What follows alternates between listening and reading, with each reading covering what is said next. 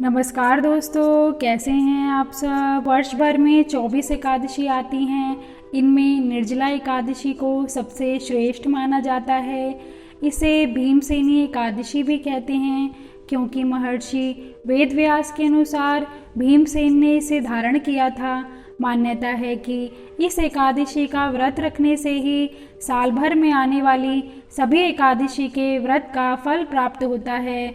इस व्रत में सूर्योदय से द्वादशी तिथि के सूर्योदय तक जल भी ना पीने का विधान होने के कारण इसे निर्जला एकादशी कहते हैं। इस दिन निर्जल रहकर भगवान विष्णु की आराधना करने का विधान है। इस व्रत से दीर्घायु और मोक्ष की प्राप्ति होती है।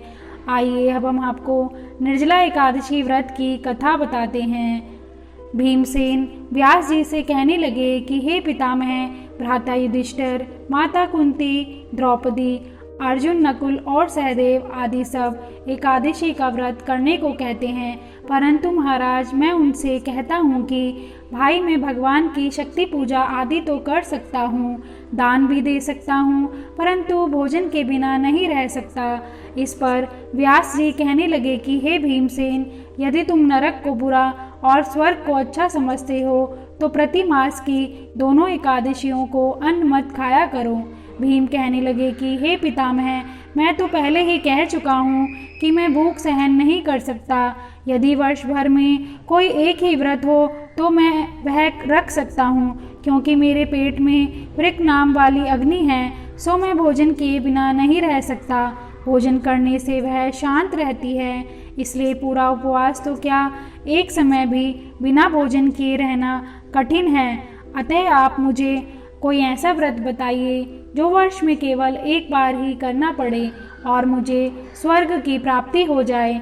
श्री व्यास जी कहने लगे कि हे पुत्र, बड़े बड़े ऋषियों ने बहुत शास्त्र आदि बनाए हैं जिनसे बिना धन के थोड़े परिश्रम से ही स्वर्ग की प्राप्ति हो सकती है। इसी प्रकार शास्त्रों में दोनों पक्षों की एकादशी का व्रत मुक्ति के लिए रखा जाता है। व्यास जी के वचन सुनकर भीमसेन नरक में जाने के नाम से भयभीत हो गए और कांपकर कहने लगे कि अब मैं क्या करूं?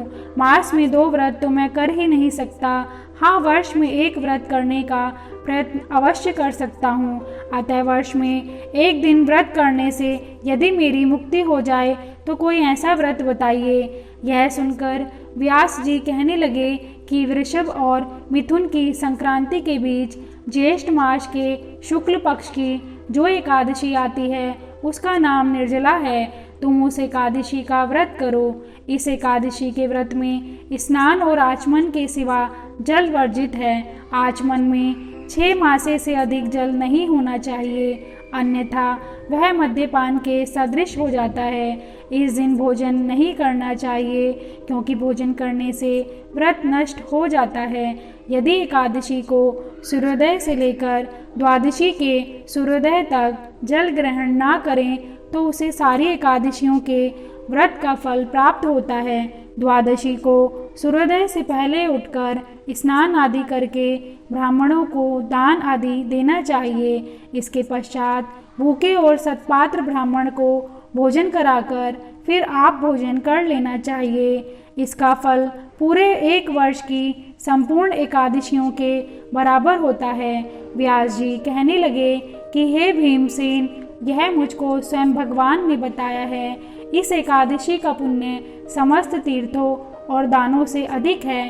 केवल एक दिन मनुष्य निर्जल रहने से पापों से मुक्त हो जाता है। जो मनुष्य निर्जला एकादशी का व्रत करते हैं उनकी मृत्यु के समय यमदूत आकर नहीं घेरते, वरन भगवान के पार्षद उसे पुष्पक विमान में बिठाकर स्वर्ग को ले जाते हैं। अतः संसार में सबसे श्रेष्ठ निर्जला एकादशी का व्रत है, इसलिए यत्न के साथ इस व्रत को करना चाहिए।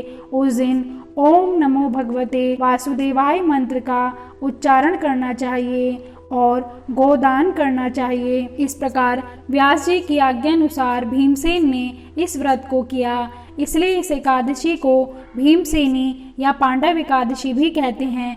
निर्जला व्रत करने से पूर्व भगवान से प्रार्थना करें कि हे भगवान, आज मैं निर्जला व्रत करता हूँ, दूसरे दिन भोजन करूँगा। मैं इस व्रत को श्रद्धा पूर्वक करूँगा, अतः आपकी कृपा से मेरे सब पाप नष्ट हो जाएं। इस दिन जल से भरा हुआ एक घड़ा वस्त्र से ढककर स्वर्ण सहित दान करना चाहिए। जो मनुष्य इस व्रत को करते हैं उनको करोड़ों पल सोने के दान का फल मिलता है, और जो इस दिन यज्ञादिक करते हैं उनका फल तो वर्णन ही नहीं किया जा सकता। इस एकादशी के व्रत से मनुष्य विष्णु लोक को प्राप्त होता है। जो मनुष्य इस दिन अन्न खाते हैं वे चांडाल के समान हैं, वे अंत में नरक में जाते हैं। जिसने निर्जला एकादशी का व्रत किया है वह चाहे ब्रह्म हत्यारा हो, मद्यपान करता हो, चोरी की हो या गुरु के साथ द्वेष किया हो, मगर इस व्रत के प्रभाव से स्वर्ग में जाता है। हे कुंती पुत्र, जो पुरुष या स्त्री श्रद्धापूर्वक इस व्रत को करते हैं उन्हें अग्रलिखित कर्म करने चाहिए।